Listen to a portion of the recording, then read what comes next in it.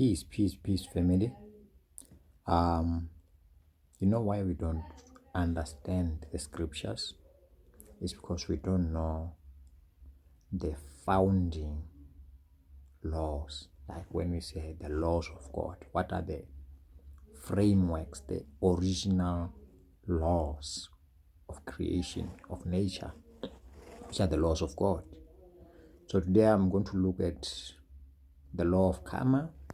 And when you talk about the law of karma, then you'll end up talking about the law of cause and effect. The law of cause and effect, I think I'll see it somewhere.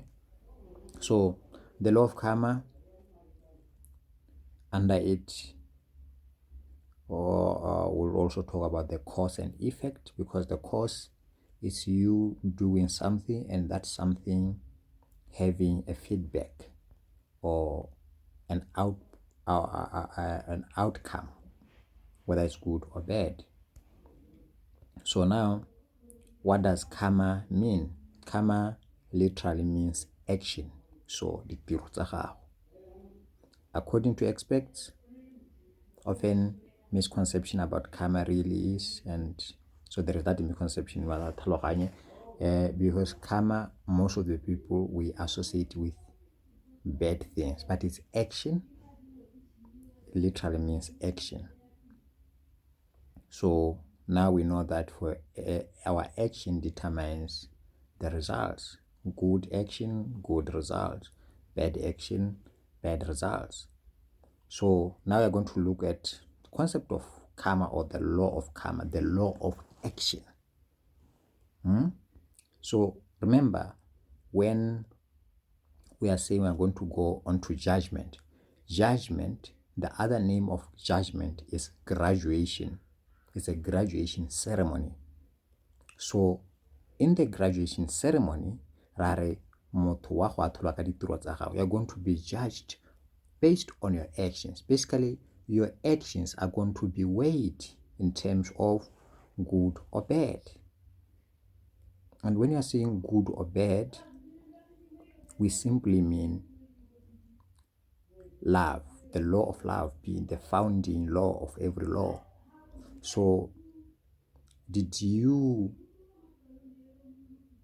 with your actions, were you complying with love? Because that law is godliness, is creation, is nature. Do you recognize the peace and tranquility that the Creator established? Or do you have a problem with it? Harmony. Are you coexisting with the creation? Because creation is godliness.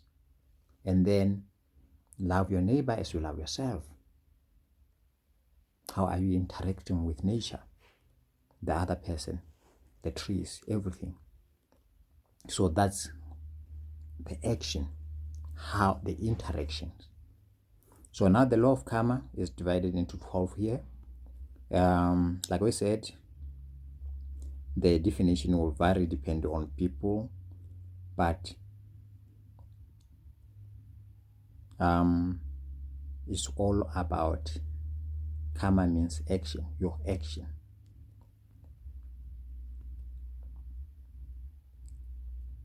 So, like we said, many people will look at karma as more than just good or bad.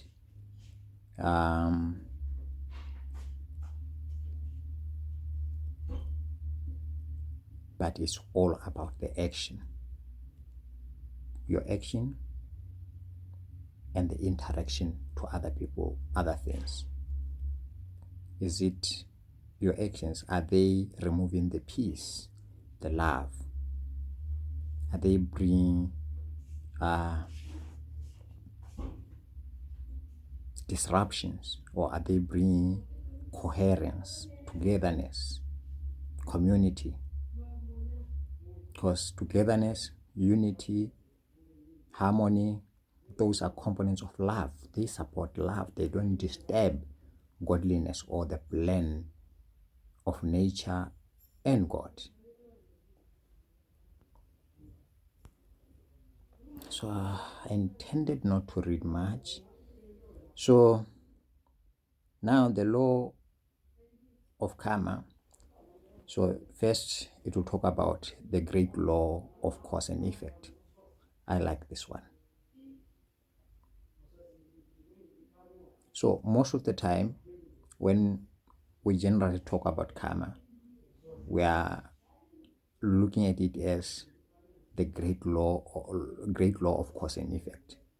So according to this document, or according to this law, whatever thought or energy you put out, you get back. That's the law of cause and effect. Whatever thought or energy you put out, you get back, good or bad.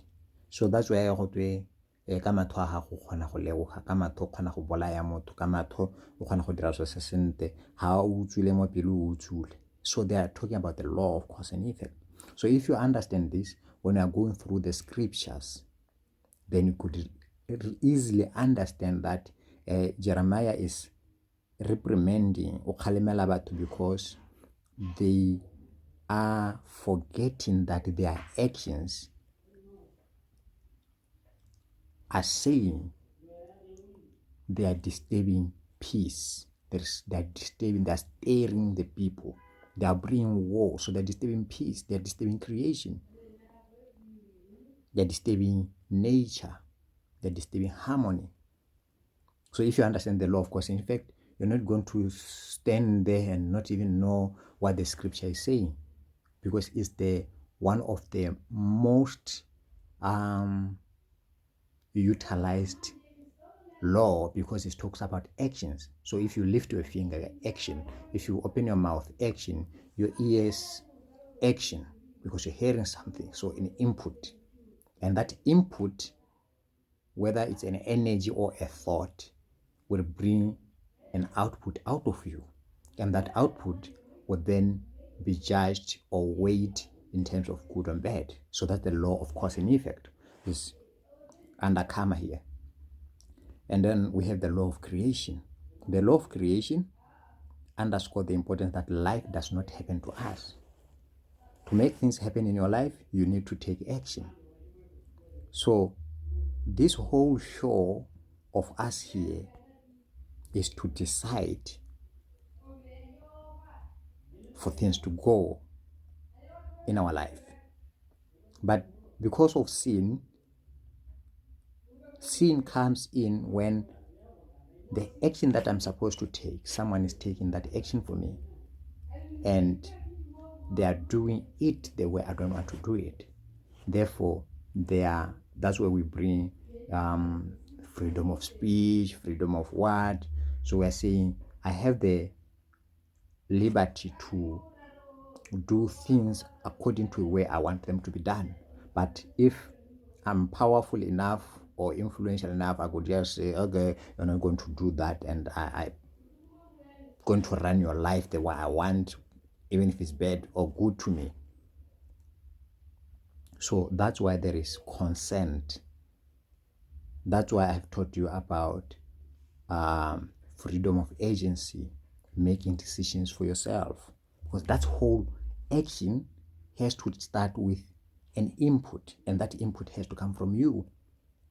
So that's why in Genesis it says there was the earth, and the earth was void. It was formless. So the moment the word came, it brought action. So then we started to say the law of creation started. So now things started to happen. There started to be activities that led to life. Eve be called the mother of the living. So that's the law of creation. It's a law. I didn't intend for this to be this long, but it seems like one could be law. So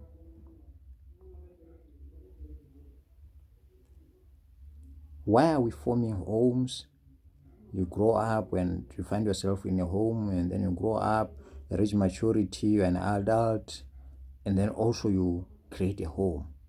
So creation needs space. A child needs space to grow in the womb. So creation comes with space. So she recommends asking yourself what you need to release so that you can create space for the things you desire to show up.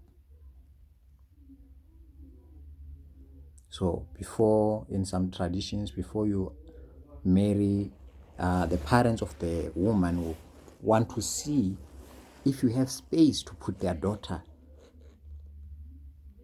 creation, because you are going to create. The space is for the woman. The men create the space so that the woman will create things. Okay, let me leave that one. And then the law of humility. I think I don't need to take up much about that one.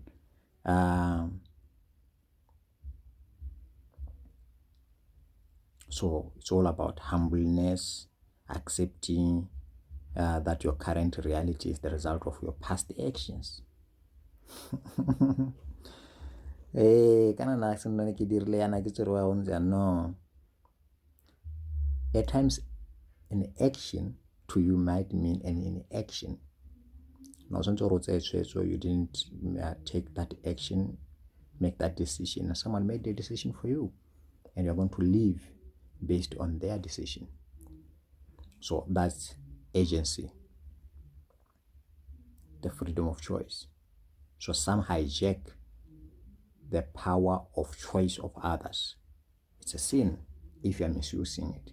But a parent to a child, there is an acceptance because the child does not understand the law up to a certain age when now they are classed as adults to make their own decisions. So the parents will run their life, make decisions based on the law and the requirement of the laws.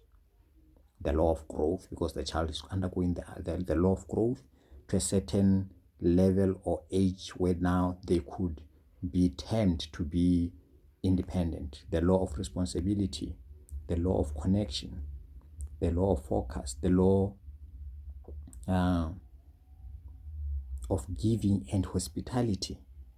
Go se go letse go le a bang ga le ka tshola batho when you're talking about in the story of Lot and Sodom and Gomorrah, ha te go se go yo amogelang ba e ta fumana mathogonolo, the law of giving and hospitality. So the law of here and now, living in the moment, you know. O ska wa dinonyane ga di na matu, no, I think ga di na matu, ga di leme. Modimo is providing the law of here and now. So lona ba ratang go phela, if you nonyane di na le matu me di dula monate, me motho ene ke ena kgarakgatsegang is the person who is given freedom to manipulate the law, whereas this other creation, they are given a standard law as a program. They run the same program again and again, but we could make changes, adjustment. But we have to be under the law of here and now. So if you understand that, when you are reading your Bible, it becomes easier. So these are natural laws. They don't originate from the earth. They were there before creation happened in Genesis. They will be there after this earth has gone. So these are spiritual laws, the law of change. So a lot of us struggle with the law of change, but our bodies grow whether we like it or not. Even if you sleep, on your sleep, they are growing. During the day, they are growing. You don't even know that you are growing. The law of change.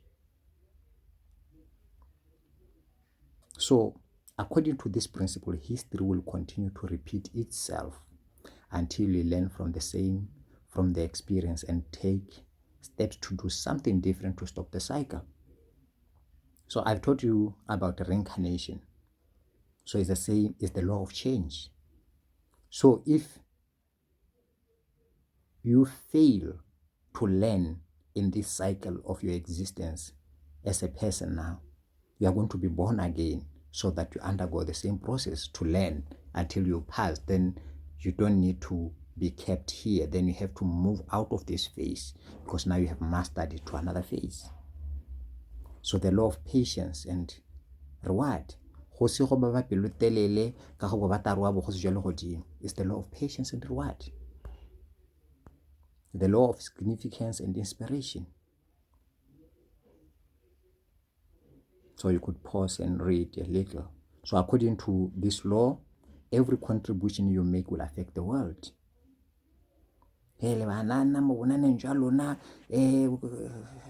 All those things that we say, like we have the power to make changes, to make contributions. The law of significance and inspiration. The bottom line. So the summary. So karma is an action. The law of karma is in every action, or is a result of every action that you make on your everyday life. So if you understand this, understand how karma works, or how the law of action works, and the effect that your thoughts and action can have on you and the world around you, then you have to be cautious. So this is the whole gospel of the Father that the Christ, the Messiah, the Redeemer is saying. Because to redeem is to recover. To save, to redeem is to reclaim. So right now, the knowledge that is being impacted is to try to make you come back to the understanding that you originally had, because we forgot because of the flesh, because it trapped the spirit, and then we found actions which did not help us remember the knowledge that we had as spirit beings, because of the actions of other people that we found and our actions after we grew, how we brought up, all those conditions that we underwent. So that's the thing that I wanted us to look at. If you understand these natural laws, trust me, you could understand the Bible without blinking instantly, because then you know what law is being played in every book, in every person, at work, at home, when you are bringing your children up, you know, you are telling them, ngwana ka maitseo a siame, ngwana moroba, hey, yeah, you know what I want to say. So this is the law that has no church and have no religion, because the church is a creation, is an action of people. So the church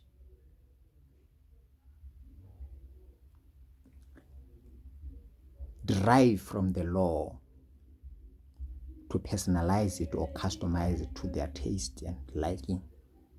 But the law is not of the church. The law is beyond us. We will die as men and the law will be standing. So if you say, if you are born again, you are not under the law, then you are crazy. The law, we found it, we will leave it here. When we go to another heaven, it will still be there. It's the pathway. Kimila omosisan ohaka mawate. So mawate, the sea is the law is the pathway through the seas. It's the pathway, it's the guidelines to navigate through our journey, especially here in the temporal world, ha re mo lehatsheng, gore o itse gore mme gone rara modimo a re o dire, you need the law. It is the master teacher. It is godliness. I'll leave it there. If you have any questions, feel free to ask. Thank you.